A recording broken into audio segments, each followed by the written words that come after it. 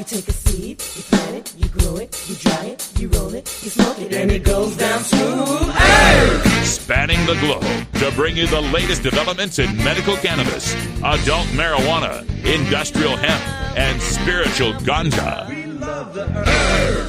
It's time for the Marijuana Agenda with Russ Belville. Now, here's your host, Russ Belville.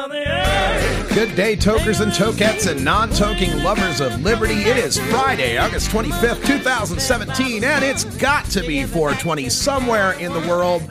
Welcome to the weekend. We made it, everyone. Another amazing week in the world of marijuana law reform. The Disown Stone movement is still growing. If you haven't heard all about that, please check out my High Times radical rant today, hightimes.com. It's all about Roger Stone, the political dirty trickster, the disciple of Lee Atwater, the man behind Reagan and Nixon and Bush and Trump. And this guy's just a lousy human being, folks. He's got terrible things to say about just about every group that isn't rich white men. So we covered some of that in the High Times. If you missed the rant yesterday, check that out because I went into great detail. And even after I just completed that, Stone went and pulled another gaffe, if you want to call it that. We'll report that in the Cannabis Headline News. I've got some audio for you that makes you really question why Cannabis World Congress and Business Expo would continue to stand by this racist, misogynist, homophobic asshole. But they do. They want to give him a platform. So we will not. Also coming up on the show today, a full plate because we got the Marijuana Policy Insider today. Morgan Fox, the communication director for Marijuana Policy Project, joins us to talk about not one, but two initiatives in the state of Michigan aiming for 2018. One of them's a regulate marijuana. The other one's a true legalization. So we'll talk all about that coming up in the Marijuana Policy Insider. Also on the show today, for Drug War Data Mining, I bring you my speech from Seattle Hempfest on the main stage, where I went through the Washington State Office of Financial Management's PowerPoint presentation on 5 years of impact from Washington's legalized marijuana. So that's coming up in Drug War Data Mining. Then we've got our Reefer Rock review to take us into the weekend. Urb Thrasher is going to tell us all about what's happening on the festival circuit, what's going on with stoner rock and bluegrass and all that great festival music that we love as we close out the summertime and head into the Labor Day weekend, which, by the way, I will be in London on September 2nd and 3rd, plus the days surrounding that. So any of my UK fans, hit me up at Radical Russ and we'll get together and sesh. But now, the news. This is your Cannabis Headline News. Brought to you by MarijuanaMoment.net, the complete source for all your marijuana news in one morning newsletter from Marijuana Majority Founder Tom Angel. Subscribe today for free at MarijuanaMoment.net. This is your Cannabis Headline News for Friday, August 25th, 2017. I'm Russ Belville. One day after President Trump addressed its national convention, Massroots reports the largest military veterans organization in the country is calling on his administration to allow government doctors to recommend medical marijuana through the U.S. Department of Veterans Affairs, or the VA. Quote, more than half the states in the union have passed medical marijuana laws to date, end quote, reads a resolution adopted Thursday by the American Legion, which has more than 2.4 million members. Continuing, quote, the American Legion urge the United States government to permit VA medical providers to be able to discuss with veterans the use of marijuana for medical purposes and recommend it in those states where medical marijuana laws exist, end quote. Under a current internal VA administrative directive, federal policy is, quote, to prohibit VA providers from completing forms seeking recommendations or opinions regarding a veteran's participation in a state marijuana program, end quote. That policy technically expired on January 31st, 2016, but it remains in effect in practice until the department institutes a new one replacing it. Marijuana Moment highlighted a Huffington Post report on a letter written by Colorado Governor John Hickenlooper and Attorney General Cynthia Kaufman to the U.S. Attorney General Jeff Sessions, pushing back against his claims about the state's marijuana laws. Quote, "The state of Colorado has worked diligently to implement the will of our citizens and build a comprehensive regulatory and enforcement system that prioritizes public safety and public health," end quote, they write. Continuing, quote, "We take seriously our duty to create a robust marijuana regulatory and enforcement system. Colorado's system has become a model for other states and nations," end quote. The official site surveys demonstrating, quote, "no statistically significant change in youth marijuana use rates following legalization, showing Colorado's youth use rates in line with the national average, and no increase in marijuana usage among adolescents in 8th, 10th, and 12th grades following legalization." And, in fact, the most recent National Survey on Drug Use and Health report indicates that between 2013-2014 and 2015-2016, the period in which adult use marijuana businesses opened their doors, youth marijuana use declined by 12%, end quote. The U.S. Food and Drug Administration posted a letter it sent to a CBD extract maker called Honey Colony regarding its Superior hemp oil product, also known as Superior CBD, informing the company that it, quote, "cannot be marketed as a dietary supplement," end quote. FDA writes, quote, "Superior hemp oil contains cannabinoids such as cannabidiol and tetrahydrocannabinol. Any product containing these cannabinoids would be outside the definition of a dietary supplement. We also note that the U.S. Drug Enforcement Administration regulates marijuana under the Controlled Substances Act," end quote. In previous letters, DEA has clearly indicated that cannabidiol has always been and remains a Schedule I controlled substance. The movement to boycott the Cannabis World Congress and Business Expo gained more ammo yesterday when keynote speaker Roger Stone predicted there would be insurgent violence to kill lawmakers if they vote to impeach Donald Trump. He told the entertainment website TMZ, "Try to impeach him. Just try it. You will have a spasm of violence in this country, an insurrection like you've never seen. The people will not stand for impeachment. A politician who votes for it would be endangering their own life. There will be violence on both sides." Yahoo News reports that Stone, the Republican strategist and self-proclaimed dirty trickster, said, "I'll make this clear. I'm not advocating violence, but I'm predicting it." Adding, "The people who are calling for impeachment are the people who didn't vote for him. They need to get over it. They lost." As a reminder, the people who didn't vote for Trump outnumber by 10.7 million those who did. Republican Congressman Doug LaMalfa told the Contra Costa Union he opposes California's legalization of marijuana because, quote, "all we need are more Jeff Spacolis running around," end quote, referring to the iconic stoner character played by Sean Penn in the 1983 film Fast Times at Ridgemont High. LaMalfa reiterated that federal law still deems cannabis illegal and that marijuana won't be a positive for society or make it stronger.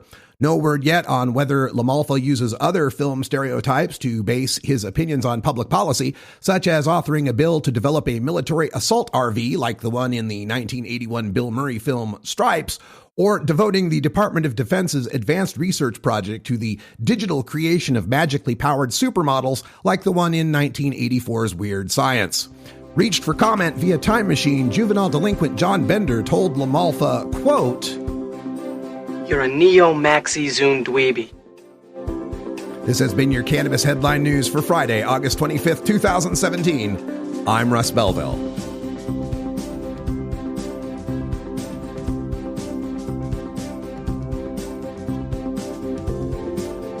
You're listening to the Marijuana Agenda with Russ Belville.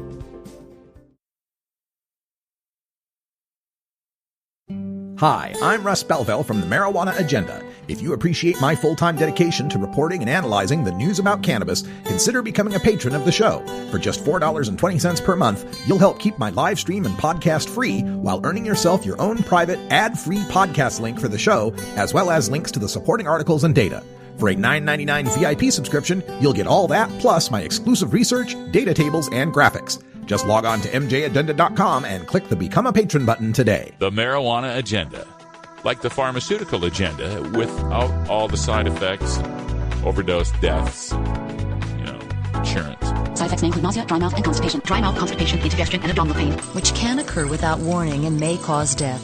At Herbie's Cannabis Seeds, we pride ourselves on bringing you the best quality seeds from the world's most respected cannabis seed producers, all at the lowest online prices. You can find Herbie's Seeds at herbiesheadshop.com. All cannabis seeds are sold as souvenirs and as a means of preserving cannabis genetics. Herbie's Seeds in no way intends to condone, promote, or incite the use of illegal or controlled substances. We strongly urge all prospective customers to check their national laws prior to placing an order. Herbie's Seeds at herbiesheadshop.com. Proud sponsors of the Marijuana Agenda with Russ Belville.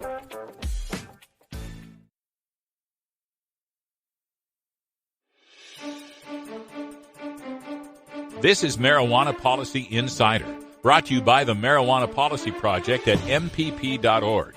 MPP is the nation's largest marijuana policy organization, promoting sensible marijuana policy reform in Congress, in state legislatures, and through state and local ballot initiatives. Today, we take a look at the most recent state and federal reform efforts with the Marijuana Policy Insider.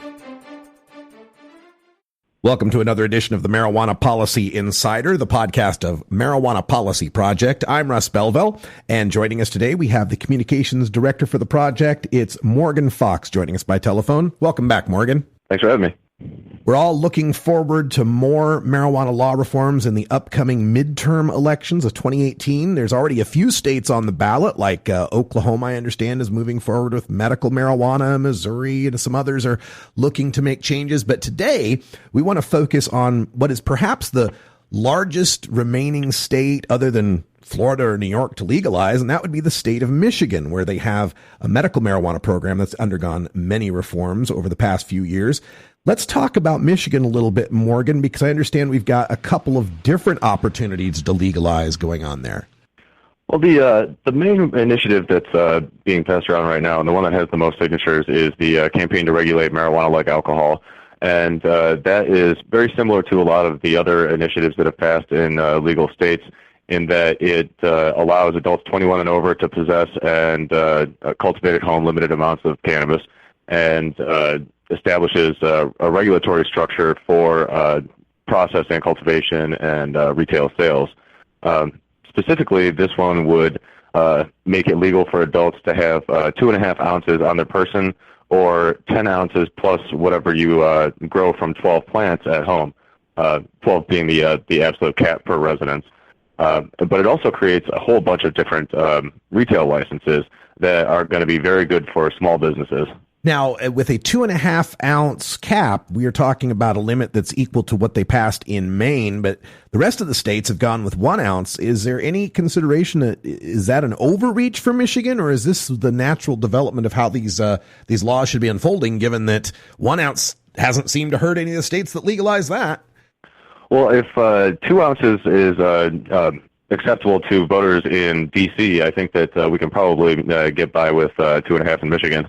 Yeah, exactly. Other considerations, you mentioned personal cultivation would be allowed. Is there any fear of pushback on that issue? Not really. I believe Washington is the only state that does not allow home cultivation. And, home cultivation is something that we at MPP feel really strongly should be allowed by adults. Obviously there have to be limits to that in order to appeal to mainstream voters.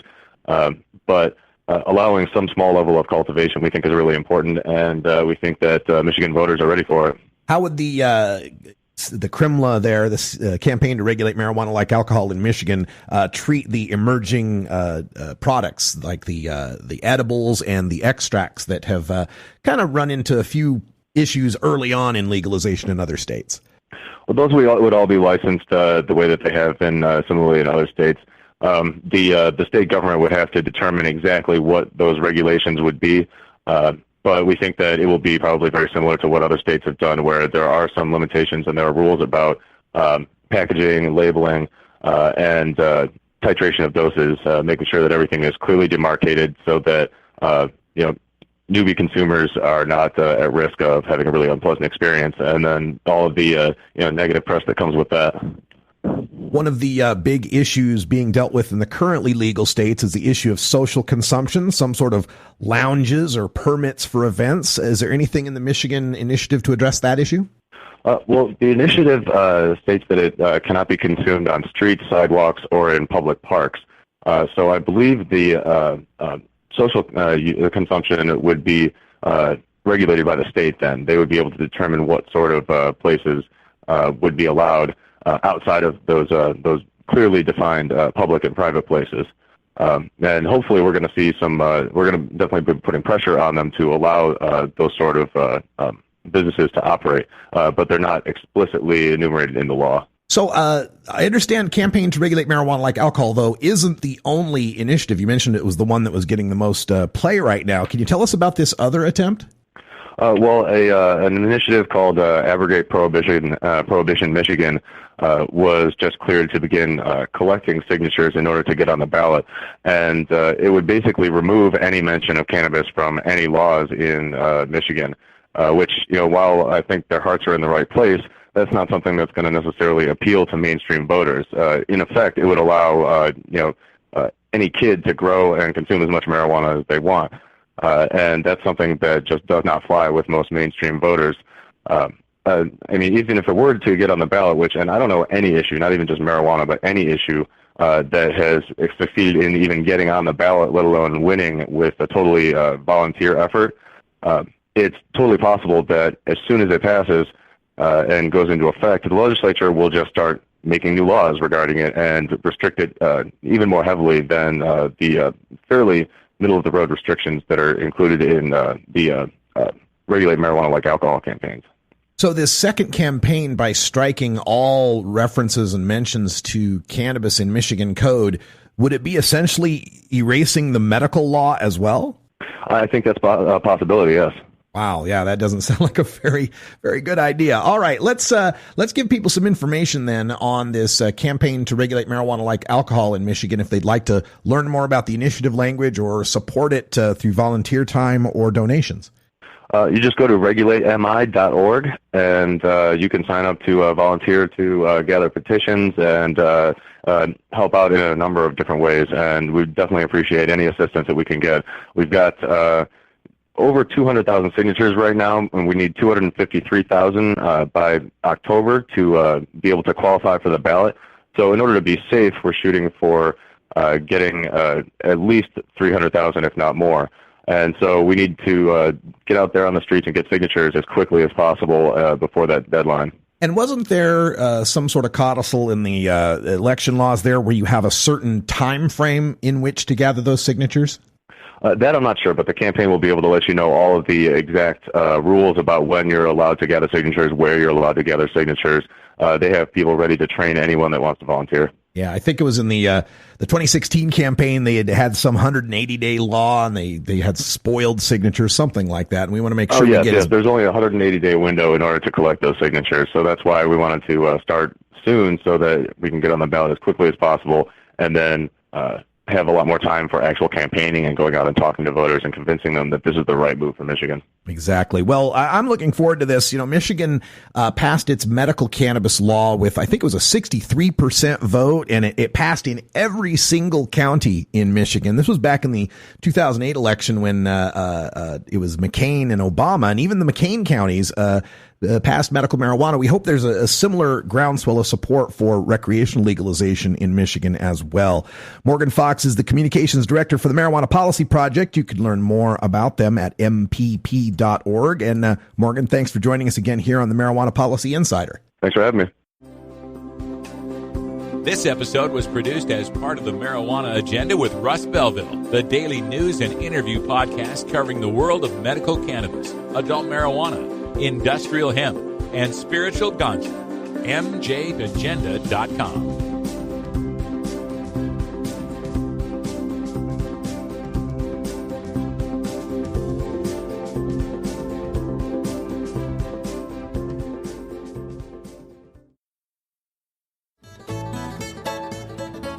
New beginner guitars and banjos are often constructed much better than ones built before your time. Why struggle? Get a new instrument or fix the old one. The trusted professionals at the Fingerboard Extension will evaluate your instrument for free. Repairs are priced for people who work for a living. Stop by the Fingerboard Extension downtown Corvallis at 120 Northwest 2nd Street today, or check out its inventory on the web at fingerboardextension.com. You're not high. You're listening to the Marijuana Agenda with Russ Belville. I reject the idea that we're going to be better placed if we have more marijuana.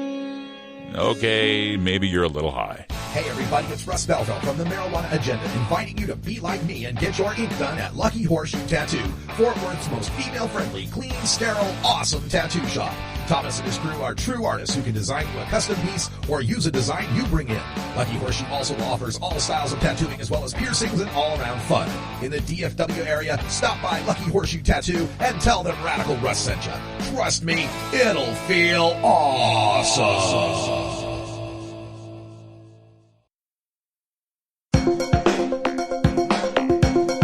Promoting the end of adult cannabis prohibition is easy because we have facts, science, reason, compassion, evidence, truth, and logic on our side. It's even easier when researchers catalog it all for us. Learn how to gather the facts on marijuana use, arrests, seizures, rehabs, drug tests, and more on this edition of Drug War Data Mining. Okay, next up is a personal friend, so I'm kind of happy. But Russ Belville, he's the host of the Marijuana Agenda podcast, a frequent contributor to High Times, and runs Portland's best cannabis-friendly Airbnb. I have to remember that when I'm in Portland. That's right. Delta 9 House. Please welcome Radical Russ Belville. Hey, hey. Thank you, Ebony. Thank you, Ebony. Give it up for Ebony. Yes, my name is Russ Belville. I'm the host of a live daily 30-minute podcast on marijuana called The Marijuana Agenda. You can get it at mjagenda.com. Learn about the news, the science, the health, the history, everything you'd ever want to know about weed. 30 minutes, get your fill. Now, it's very important that we support Seattle Hempfest. Y'all love Seattle Hempfest. This is one of the greatest events. I've been coming here for 13 years out of the 26 they've had it, so I've been to half of them, and they've been great. If we want to keep having them, we got to donate. So when you see those guys with the buckets, make sure you're kicking in the ducats. Give them some money. Take what you'd spend on a Starbucks or a pre-roll and put it in so we can do this next year and the year after, and your kids and your grandkids can do that, all right? Now, I want to talk about marijuana legalization because 5 years ago, there was a lot of doubt when it came to marijuana legalization. Our opponents, this guy named Kevin Sabet, who hates legalization, wants to stop it, these guys made all sorts of predictions. They said, oh no, if we legalize pot, it'll make more kids smoke pot.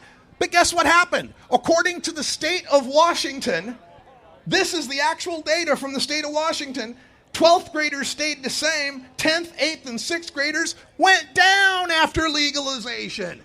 They said, oh, if we pass I-502, it'll make it easier for kids to get weed. Well, guess what? According to the state of Washington, it's just as easy for high schoolers, and it got harder for 10th, 8th, and 6th graders to get a hold of some weed. They said, oh, if we legalize marijuana, it's going to create more traffic deaths. Oh, no! Would you hand me my graph, please, sir? We had a malfunction in our high-tech stuff. They said we'd have more deaths, more traffic deaths. The orange line is all traffic deaths from drugs. The green is traffic deaths from pot. Didn't really change very much after we legalized. They said, oh, no, if we legalize pot, it'll increase DUIDs. Now they can't bust you for weed. They're going to bust you for driving high. Well, guess what? According to the state of Washington, drug-only DUIDs went down from about 1,700 to about 1,200. Now, that's not to say Washington's DUI law is a good thing. It's not. It should be changed. But it sure hasn't turned into a bunch of people getting DUIs that weren't getting them before. They said legalization would lead to more arrests. Somehow they'd arrest more people for not having a bag that they got at the store if they grew their own or something. But guess what? According to the stats, prison-related, that's blue, prison-related convictions went down from 73 to 10, and convictions with no prison went down from 502 to 80. So not more people got arrested.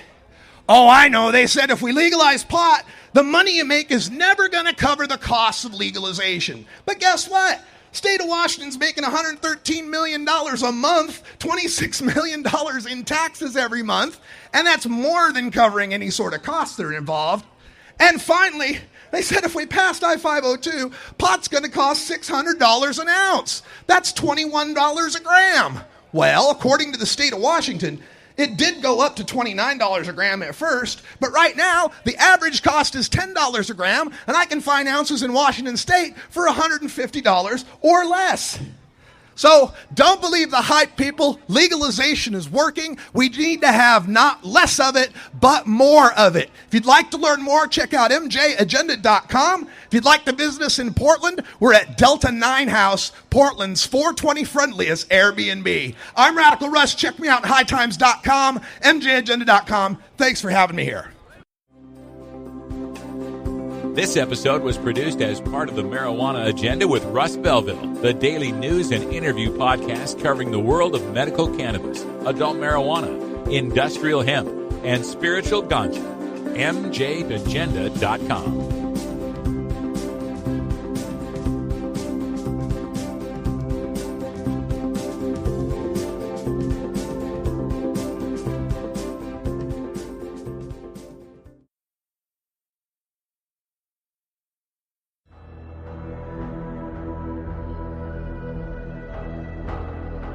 And now, in the interest of fair and balanced journalism, the Marijuana Agenda presents this anti-drug public service announcement.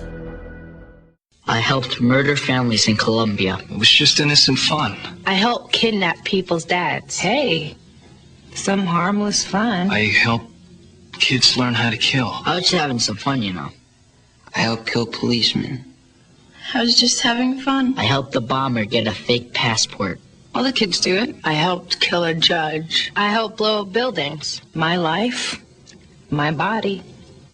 It's not like I was hurting anybody else.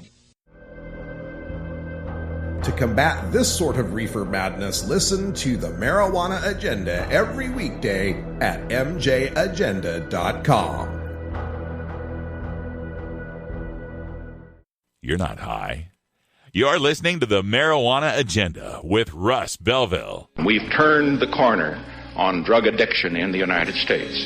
Drug addiction in the United States is under control. Okay, maybe you're a little high. This November, whether you see the words medical marijuana on your ballot or not, the issue is there. From the halls of Congress to your state capitol or city hall, politicians are already making decisions on medical marijuana policy on your behalf.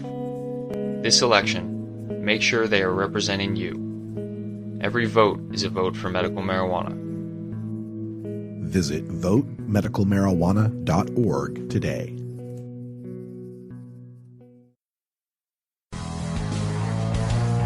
As we prepare for the weekend, we remember that the fight to end adult marijuana prohibition is as much about culture as it is about criminal justice. Music has always been at the forefront of revolution, and the marijuana movement is no different. Join us as we visit with Urb Thrasher, program manager at 420radio.org, for this edition of Reefer Rock Review.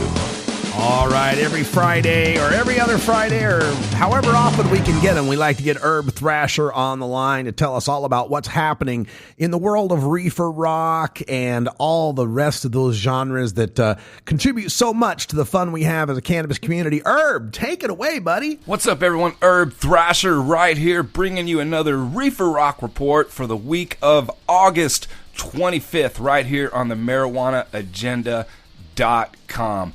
All right, missed the Seattle Hempfest last weekend, saw many great pictures, looked so fun, heard from many friends, they said it was great. Well, if you missed that as well, and you're in the Oregon area, I've got another Hempfest to tell you about. We've got the Salem Hemp Festival, brought to you by Drew Down 420 Presents, this weekend, August 26th and 27th, high noon to 10 p.m., held at the Capitol right here in Oregon in Salem. The address is 900 Court Street. Easy to find. Lots of performances by Rush One and Mr. Patron. We've also got DJ Get Down, $1 Check, Chris Carpenter, Real One, Felony Flats, Tyson Huckins, Frank Logg, and a lot more. So if you're around this weekend, never, ever think that these hemp festivals aren't important anymore. They are. Anytime we're together, especially at the capital of the state.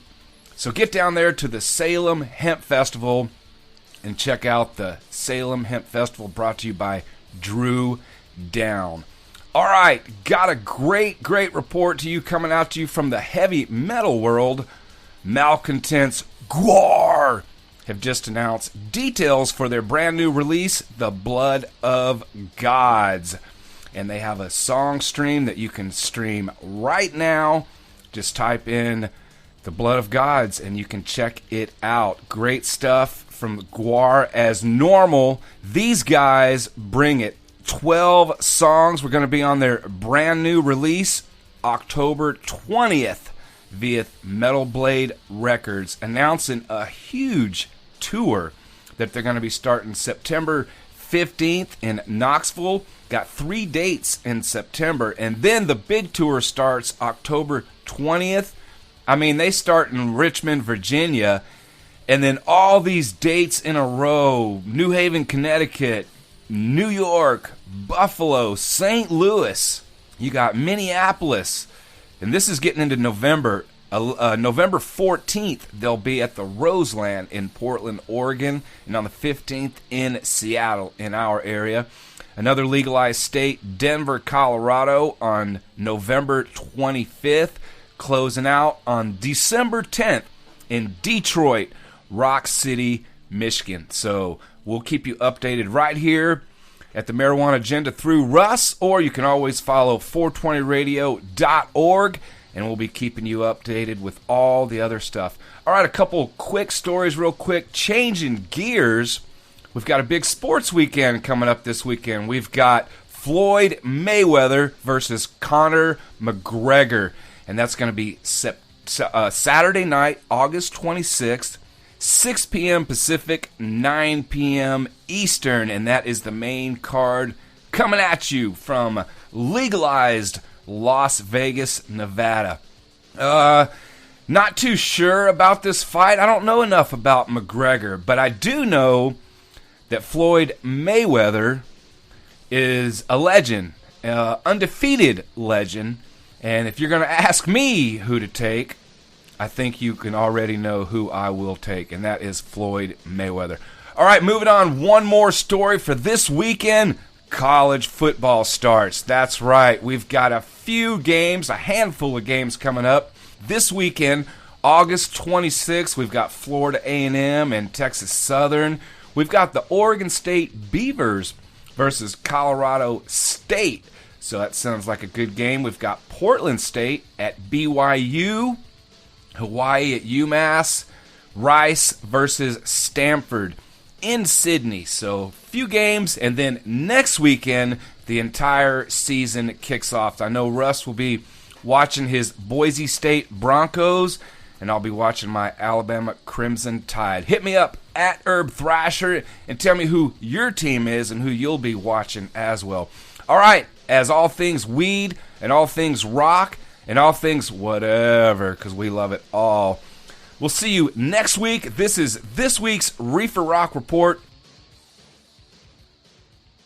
All right, Urb Thrasher, thank you so much for the report. As we're barreling into the winter time, more of these great shows coming up. And a quick word to my friends out in Texas. Got a lot of you out there in the Houston area and even farther inland. Stay safe. We're hoping for the best for you. And you get to dodge that Hurricane Harvey. That's all the time we got. Thanks for joining us. And remember, next week we're off to London. We'll tell you more about it. And until next time, take care of each other, tokers. Follow MJ Agenda on Facebook, Pinterest, Instagram, YouTube, and follow MJ Agenda Show on Twitter. Learn more at mjagenda.com. You take a seed, you plant it, you grow it, you dry it, you roll it, you smoke it. You take a seed, you plant it, you grow it, you